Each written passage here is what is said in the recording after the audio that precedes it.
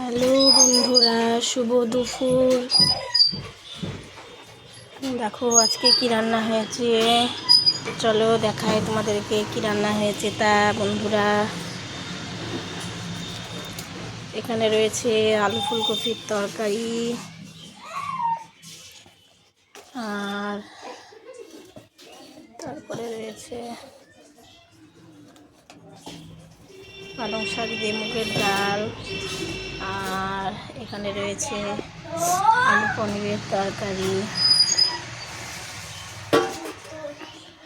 আর এখানটায় রয়েছে পালং শাক বেগুন দিয়ে রয়েছে, আর হচ্ছে তোমার ভাত।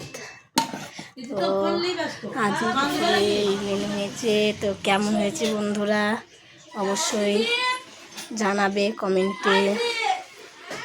তো চলো টাটা।